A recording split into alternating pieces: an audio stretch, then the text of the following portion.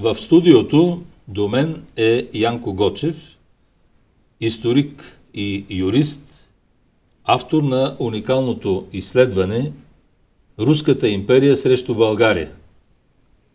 Господин Гочев, чухте моите въвеждащи думи в този разговор. Какво всъщност празнувахме на 3 март? Първо, добър ден от мен, на вас и на зрителите на телевизията. Отговорът в съзнанието на много българи е класически: деня на освобождението на България от турско робство. Но фактически историята и политиката така са се смесили в преоценката на тези исторически събития, че са създали една изкривена представа за реално случилото се преди толкова години на 3 март. Според мен, може би трябва първо да започнем от самата дата, която не е точно 3 март, а 19 февруари 1878 година, и тя е свързана с подписването на така наречения Сан-Стефански предварителен мирен договор. Датата не е случайно избрана. Самия творец на договора, граф Николай Игнатиев, подписва датата на 19 февруари, за да направи съпоставка с една друга дата, свързана само че с руската история. Това е 19 февруари 1861 година, когато управляващия тогава, а и по време на войната 77-78 година, руски император Александър II с манифест освобождава руските крепостни селени.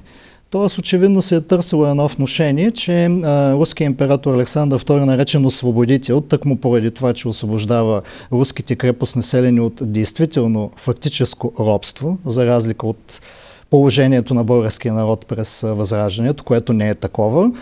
Търсило се едно такова внушение, един вид да се създаде представата, че Александър II е освободител и на българския народ. Нещо, което, между прочим, се приема и до днес от една голяма част от българите. И за това има и паметник. Затова има и паметник, да. Царя освободител. Да ви попитам тогава директно, какво всъщност се съдържа в Сан-Стефанския договор? Какво той представлява, този договор? Сан-Стефанския мирен договор бележи края на 10-та поред руско-турска война. Той е предварителен, прелиминарен между победителката в тази война Русия и Османската империя. И той бележи края на войната, т.е. Русия диктува на победената държава своите положения. Те пряко засягат, разбира се, съдбата на българския народ, т.е. очертан е правния статут на формиращото се българско княжество според официалните твърдения, според някои други неофициални твърдения, съобразени с руските документи, руска, балканска или руско-дунавска област. Очертават се и границите, но най-общо. В случая по-съществено да се отбележи, че въпросите, свързани с България, са уредени в членовете от 6 до 11. Самия договор е с 29 члена, има и преамбюл, има и заключителна част. Тоест Русия първоначално решава да уреди въпроса с съдбата на останалите балкански държави, като им даде независимост. Става дума за Румъния, за Сърбия и за Черна гора, и едва след това да регулира всички въпроси, свързани с съдбата на българския народ, без да покани българска делегация. Тоест решава се съдбата на българите без участието на самите българи от победителката Русия. В този договор говори ли се за България, за държава България? Това е интересно да се посочи, че ние първо нямаме оригинала на този договор, поне не ни е предоставен. Това, което официално се представя като оригинал, всъщност е копие. Този договор, копия от този договор, като реално, за да стигнем до, според мен, верния отговор на този въпрос, трябва да го направим съпоставка с някои други документи. Става дума за документите, сборника документи, дипломатически, от така наречения окупационен фонд за създаване на руско-дунавска област. Те имат интересна предистория. 1892 година са предоставени от един руски чиновник, служител в руското консулство на Стефан Стамбулов, са публикувани веднага, като там изрично е посочено, пак подчертавам, според руски дипломатически документи, че България е руско-дунавска област, балканска област на Руската империя. Тук вече, защо така се третира в копията, с които ние разполагаме на договора, това е вече друг въпрос. Тоест, открито става въпроса дали става дума за грешка в превода или по-скоро за една заблуда, която съществува, че България се появила със собственото си име на картата на Европа на 3 март 1878 година, което според мен не е точно така. Реално погледнато не се споменава за България. Сега пък се сещам да ви попитам нещо, което може би трябва да знам, но ето забравял съм. Нека да ми е простено. Свободен ли е мой роден град Варна на 3 март 1878 година? Да, Варна не е свободна. Варна е последния български град, който е освободен, чак на 27 юли 1878 година. Между другото, същата съдба имат и други градове, примерно Шумен, Кърджали, Смолян, много български градове в Македония, в Родопите, в Беломорието, но конкретно за Варна, като важна турска крепост, част от четиригълника крепости в североизточна България, точно на 3 март, в деня на подписването на така наречения Сан-Стефански предварителен мирен договор, във Варна се остават турски войски, както и в Шумен. Тоест, Варна не е освободена на 3 март. Чак на 27 юли. С решение на Берлинския конгрес. Да погледнем към делото на един от конструкторите на този договор. Кой е граф Николай Игнатиев и неговата роля за този договор? Граф или генерал също трябва да се допълни. Николай Игнатиев е един, може да се каже, от руска гледна точка забележителен руски дипломат, безспорно притежаващ качества на такъв, който става руски посланник в Цариград през 1864 година. В изключително сложни условия, след като Русия претърпяла поражение в Кримската война, предействаше унизителен за нея Парижки мирен договор, т.е. той трябва да изпълнява инструкции, при които да възстанови руското влияние, като тук е съществено се отбележи, че той действа в съгласие с Османската империя.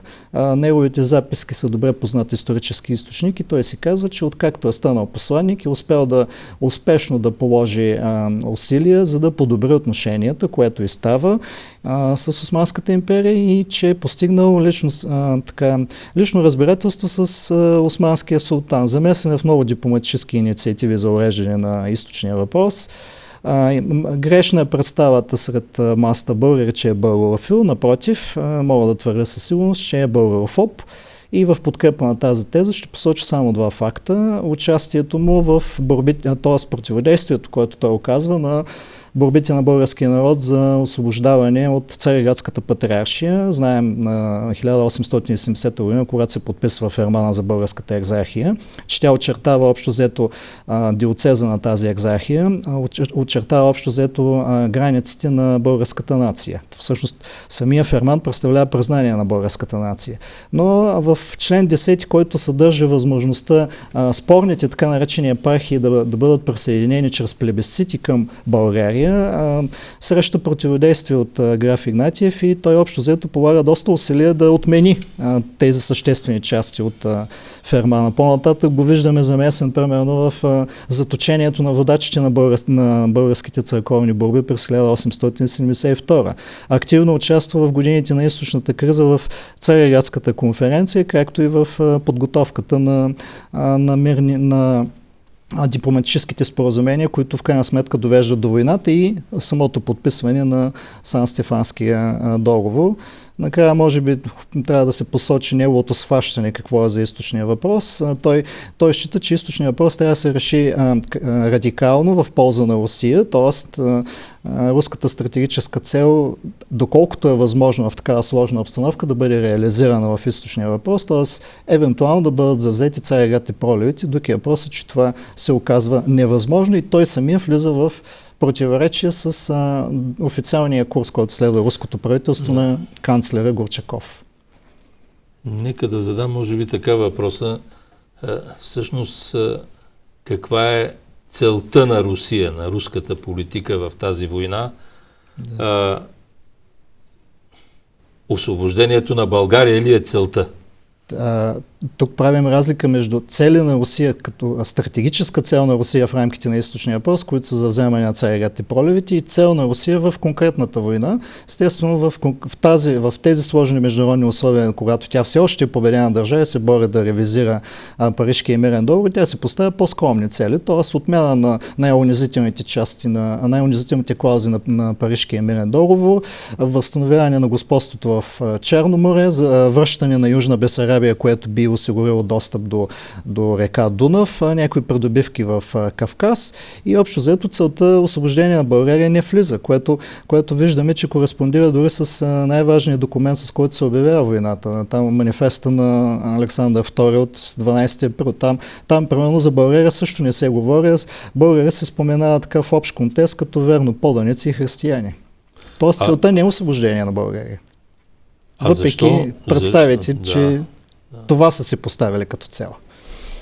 Защо много често и в тези дни включително по-скоро се употребяваше и понятието окупация и окупационен корпус и така нататък. И в тази връзка каква е цената на руското освобождение? В кавички.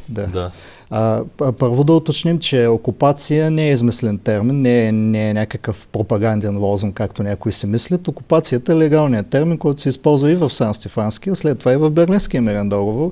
Виждаме го в много членове и на двата договора, значи в член 7, член 8, по-късно член 22 в Берлинския договор. Тоест, там се говори също за руски окупационен корпус, за изплащане на така наречен окупационен, а не освободителен дълг. Тоест, това е напълно легален термин, в който ние не влагаме никакво емоционално съдържание. Ние го четем, интерпретираме и го използваме, за да характеризираме какво в крайна сметка се е случило в тези важни години. Цената на освобождението, в кавички освобождение, личи от конвенцията за така наречения окупационен дълг. Тя е подписана чак 1883 година, когато България се управлява от руски генерали, между другото. И там е определена цената на окупационния дълг, т.е. възоснова на окупацията на една част от българските земи, тази част, която е окупирана от руски окупационен корпус с численост 50 хиляди, Русия се изчислява разходите във войната и превръща българския народ в един длъжник, който български народ последствие трябва да изплаща чак до войните една огромна сума. Тя всъщност е точно изчислена за княжеството, е 10 милиона 618 хиляди 250 рубли и 40 копейки. Отделно пък и за източна Румелия, докато въпросът, че за източна Румелия вече по дипломатически път не е изцяло платена. Някои изчисляват всъщност, че става дума за 32 тона злато, което е изплатено до край от княжество България. Тоест има свобода и има плащане. Абсолютно, да. Нищо безплатно. Кой трябва обаче според вас да бъде националният празник на България? Знаете ли защо ви питам? Има такава дискусия, разбира се. Аз си представям нещата по един малко как да го кажа, по-образен, литературен начин. Аз си представям, че българите започват едно движение от робство, както се казва, към независимост. Тяхната цел е крайната спирка независимостта. Точно така. По пътя на движението на този български автобус, да си го представим през историята, има най-различни спирки. Има спирки на въстание, на четническо движение, на априлско въстание. Има много важна спирка, 3 март, безспорно, която се нарича, може се каже, централна спирка. Но влака, не е окончателно. Движението продължава, защото след това имаме съединение, имаме Илинденско-Преображенско въстание, имаме дори балкански войни имаме. Истински освободителни войни. Да, за да стигнем до, може би, крайната спирка. Денят, в който обявяваме независимост. 22 септември 1908 година. Но това е мое такова образно, да го наречем, разсъждение. Вие какво мислите на темата, кое да бъде национален празник на България? Вие правилно казахте, че пътя към истинската свобода и независимост на България е много дълъг и Сан Стефано само един етап, не окончателен. В крайна сметка, нека българите сами да преценят дали, като прочитат много внимателно и анализират текстовете на копията на Сан-Стефанския договор и да се отговорят сами на един, може би най-важния въпрос. Дали Русия е дала на България истинска, т.е. реална свобода, дали това княжество България, което се появява под това име, а не под името Руско-Дунавска област, чак след Берлинския конгрес, дали то е реално, дали то съществува в етническите граници, дали в него влизат всички територии населени с българи, дали е независимо. Отговор е на трите зададени въпроса по този начин е категорично не. Тоест ние имаме, според мен, първи акт на българска независимост, т.е. стъпка към истинска независимост и заявка за самостоятелност на 6 септември 1885 година, когато е съединението на княжество България и Източна Румелия. От тази гледна точка, примерно, моите симпатии са към тази дата. Един акт, който е направен изцяло сами от нас, без допитване великите сили отгоре на това, пък и защитен от нас самите. Това е много важно, което казвате, защото доколкото поне съм чел и истории на други народи, те избират за свой национален празник обикновено ден, в който най-ясно личат тяхните собствени точно така. Народни, национални усилия или някакъв декрет приемат или конституция приемат, но свързано с независимостта.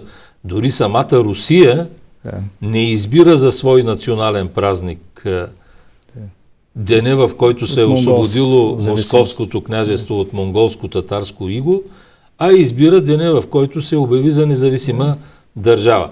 Темата наистина е много голяма. Аз предлагам да спрем до тук, защото след моите неудобни думи ще продължим с следващия 3 март в нашата история.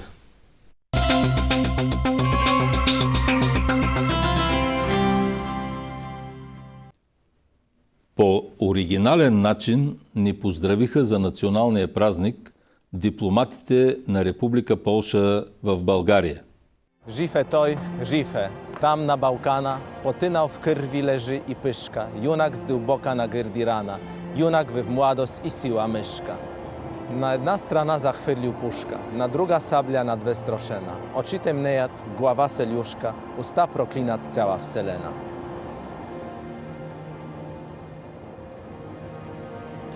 Leży junakat, a na nebe to, słońce to stiano sirdito pecze, że twarka P nie idzie w poleto i krew ta oszcze posilno tecze. Житва е сега. Пейте, рубините, стъжни песни. Грейте слънце в таз робска земя. Ще да загине и той е юнак. Но млъкни сърце. Toż, който падне в бой за свобода, той не умира. Него жалеят земяйне бе, звяри природа и певци песни за него пеят. Скъпи български приятели, по случай националния празник на вашата страна, 3 март, бих искал от името на посолството на Република Полша, както и от името на моята съпруга Алдона и дъщеря ми Мария, да ви пожелая много успехи и благополучие. Честит празник! Този достоен поздрав направиха представители на народ, който пръв подава ръка на българите за свобода. Още през далечната 1444 година, когато крал Владислав III Ягело загива в битка срещу османските нашественици край Варна. Народ, който добре знае какво означава имперски бутуш. Народ, срещу който най-напред се стоварва нацистката и комунистическа агресия през 1939 година. Народ, който знае и помни престъпленията на палача на Варшава, руският имперски генерал Йосиф Гурко, смазал с кръв полското въстание за свобода през 1863 година и печално известен с политиката си на насилствена русификация на поляците като генерал-губернатор в Полша повече от 10 години. Това е същият Йосиф Гурко, чието име носят днес улици и дори град в България. Затова и са актуални мъдрите думи на Пенчо Славейков, че освободените имат нужда от повече свобода, отколкото робът, за да знаят и да мислят и да не си създават кумири. А що се отнася до благодарността, се налага да припомня, че когато през 1917-20 година болшевиките избиват наследниците на нашите освободители, България приема 35 000 руски бежанци. Те заживяват постоянно у нас, създават свои училища, културни и стопански организации и получават солидна финансова помощ. Особено голяма е грижата за руските деца, сираци от войната.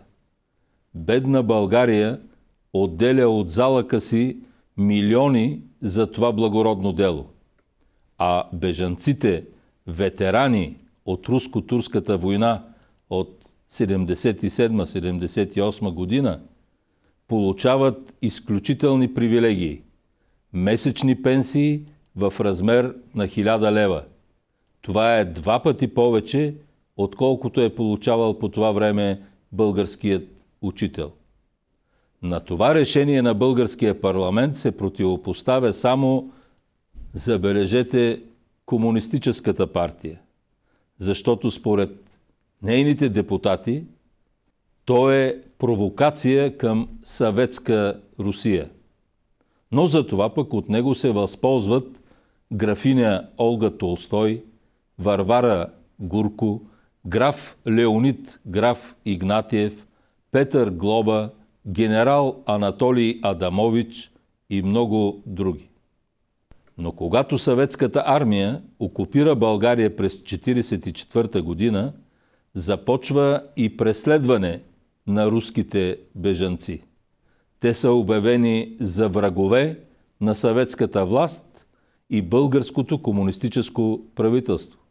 Финансовата подкрепа остава само за лица, които приемат съветско гражданство.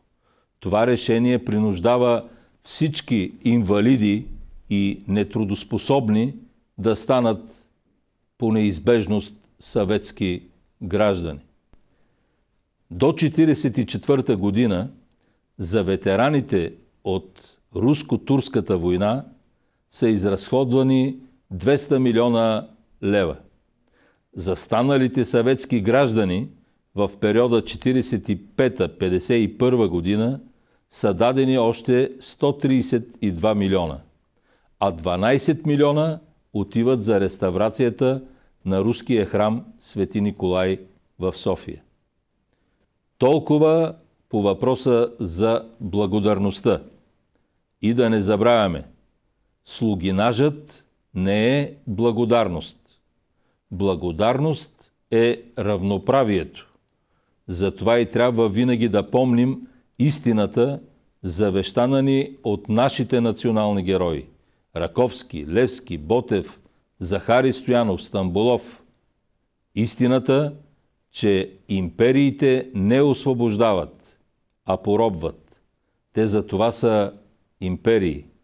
Затова и 3 март винаги ще е ден за дълбок, за много дълбок размисъл върху националната ни съдба, върху нашето минало недавно и поука за настоящето и бъдещето.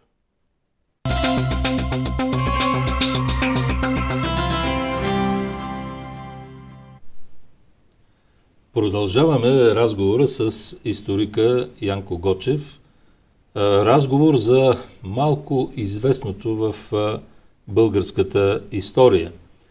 Господин Гочев, какво се случва 40 години след Сан Стефано? Нека да поговорим за премълчавания десетилетия наред 3 март 1918 година. Какво се случва на тази дата? Да, на 3 март 1918 година, т.е. на същата дата по нов стил, 40 години след подписването на Сан-Стефанския мирен договор, е подписан един друг мирен договор в град Брест-Литовск, където от една страна представителите на централните сили, Германия, Австро-Унгария, Османската империя и България, а от друга страна представителите на Русия подписват мирен договор, с който войната на Източния фронт приключва. По това време се води Първата световна война и Русия и България са противници в тази война, както и във Втората, между прочим, само че тогава Съветски съюз. Тоест в тази война реално приключва с този мирен договор. България се нарежда сред победителите във войната на Източния фронт, уточняваме, да не се бърка с Солунския фронт на Балканите. Тази война, тя си има предистория. Още 1915 година, когато България влиза в Първата световна война, обявявайки война на галеното дете на руския император Сърбия, във връзка с това, че самата Сърбия заграбила обширни български територии. Нещо, което между прочим е традиция. Само ще маркирам някои основни факти. Още 1833 година са заграбени с руска помощ българските земи в Тимошко, с около 200 000 българи преминали под сръбска власт. На 3 март 1878 година с подписа на граф Игнатиев 2 български епархии, които са били в пределите на българската екзархия, Нишка и Нишавска, преминават към Сърбия, която по това време е съюзник на Русия. При така нареченото освобождение, точно така. А през 1913 година пък цяла Вардарска Македония с активното съдействие на Русия преминава под сръбска окупация. Така че България търси свой път да реши националния въпрос чрез обединението на всички българи под българска власт, освобождаването на поробените от сърби, гърци, румънци, турци, т.е. всички наши съседи българи, Русия застава срещу българското обединение. И на 5 октомври 1915 година император Николай II даже с манифест обявява война на България, който манифест е интересен да се прочете като съдържание, тъй като той кореспондира с вашия коментар. Там ние сме обвинени в измяна, в черна неблагодарност, правят се внушения пак, че едва ли не след като те са ни освободили, ние трябва да бъдем винаги с тях, че ние не сме славяни и така нататък. Тоест, България си избрала собствен път, който е в изцяло в защита на националните си интереси, нещо, което Русия не приема. Познавате ли, аз съм чел някъде на времето, една декларация на Московското славянско дружество. Да. Мисля, че от 15-та година и дори тогава, веднага след това, мисля, че като някакъв отговор, Иван Вазов пише тези известни стихове О, Русио, братя славяни, защо сте дошли на полята балкански, немили, неканени гости. Но знаете ли за тази декларация и какво се казва в нея? Да, тя е много важен документ, който изцяло характеризира руската политика по това време, когато България води 3 последователни войни от 12 до 18 година за национално обединение. Тя излиза в 1915 година и, както казахте, е подписана от московските славянофили, които обикновено в съзнанието на българите се считат за българофили. Оказва се, че не е точно така, защото ако се прочете тази декларация, ние виждаме в нея, може да се каже, есенцията на руското българофобия. Тоест там има такива твърдения от рода на, че Македония никога не е била българска, че Македония е била винаги сръбска, от етническа, от етнографска гледна точка, че езика на македонците бил сръбски, че Македония трябвало да бъде сръбска, защото това било като награда за това, че през 1389 година на Косово поле сърбите били изгубили така наречената Стара Сърбия. Там примерно се говори, например, за това, че българите никога не били вдигнали въстание срещу османските поробители. Нещо, което е парадоксално. Там се използва между другото термина точно турско робство в тази декларация. Там се споменава също за това, че българите започнали възраждането си с това, че се опълчили срещу своята майка църква. Като под майка църква се разбира Цариградската патриаршия. Ние добре знаем, че това е духовният поробител на българите, т.е. на нас не се вменява някаква вина, че сме търсили църковно-национална независимост. Да. И дежурните, разбира се, обвинения от рода на изменници, неблагодарници, отстъпници на славянската кауза и така нататък. Там също се посочва, България за нас вече не съществува. Има закани против България, които виждаме, че преминават и в реални действия. Есента на 1915 година малко известен факт е, примерно, че има цяла руска армия Сенма, която е в специално обособена от Югозападния фронт в днешна Украина, в Одеския военен окръг, която е планирано да нападне България. Но по стечение на обстоятелствата това не се е осъществило. Това е също малко известен факт. Много хора, обикновено, когато говорят и за Сан Стефано, мнозина и не знаеха за този Брест-литовски договор, обикновено се питат за територията на България. Брест-литовския договор, по това време каква територия има България? Така да задам въпрос.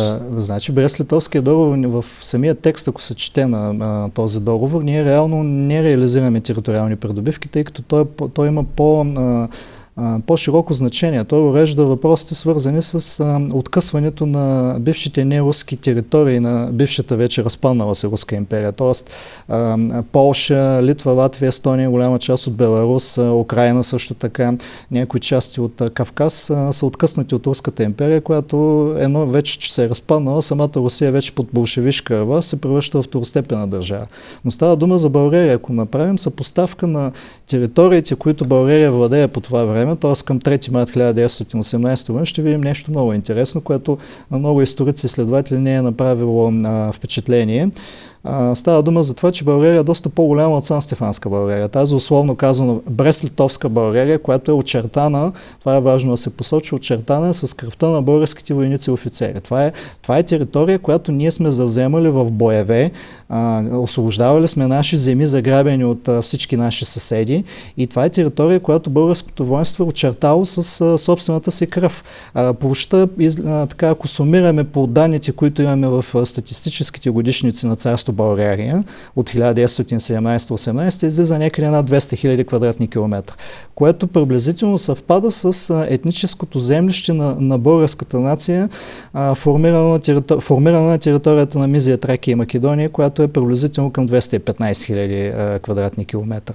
Или доста по-голяма е от Сан-Стефанска България, реално владяна територия с българска администрация, с български войски, които пазят тези граници, за разлика от Сан-Стефанска България, където има обширни територии, които въпреки че на книга са в България, реално са под чужда власт. Примерно Македония остава турска, там руски войски никога не влизат, Родопите също не влизат, за Варна вече споменахме на 3 март, че под турска власт също, Пирот също би трябвало да е в Сан-Стефанска България, но сърбите го окупират и няма сила, която да ги изтика оттам. Тоест, доста по-голяма като територия.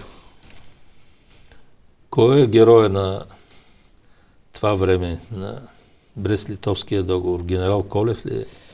Те са много генерали. Това са всички български офицери, военачалници, които успяха да се противопоставят на руската агресия, която протича на два фронта по това време, в Добруджа и в Румъния, а също и в Македония. За Македония малко се знае, че има руски войски сред силите на Антантата. Споменава се постоянно за френски, английски, сръбски, гръцки, какви ли не, но за руски войски. Те са 2 бригади, около 40 000 прехвърлени от Франция през лято на 16 година, не се споменава. За Добруджа там е ясно. Там е цял императорски корпус, след това и отделни армии, които атакуват Трета българска армия, тръгнала на освободителния поход за освобождението на добруджанските българи, и героите всъщност са точно бойците от Трета армия, начало с генерал Тошев, командващия, всички командири на дивизиите в тази Трета армия, разбира се генерал Колев, началника на първа конна дивизия, който успява в унищожителни битки да разгроми руските не само казаци, и редовни кавалерийски части, нещо, което също малко се знае. Господин Гочев, спираме с историята и един последен кратък въпрос и кратък отговор. Предполагам, че следите политиката, актуалната политика. Нашето Народно събрание реши да има комисия, която евентуално да проучи факти и обстоятелства за намеса във вътрешните работи на България, на Русия и Турция. Знаете ли за това? Да. И какво е вашето мнение? Да има или да няма такова проучване в България? Правилно решение, все пак България по конституция е парламентарна република. И цел в правомощията на Народното събрание да формира комисии по такива въпроси, особено въпроси свързани с намеса на чужди държави в българската политика. Така че решението е правилно. Изцяло го подкрепя. Господин Гочев, благодаря ви за това участие. Мисля, че внесохме яснота по някои от белите петна около датите 3 март 1878 и 3 март 1918 година. Факт е, че потънахме малко в историята, но обещавам във втората част на седмицата да изплуваме от историята, да погледнем към днешния ден и за това ви съветвам да останете с новините на телевизия Европа, защото веднага след тях продължаваме.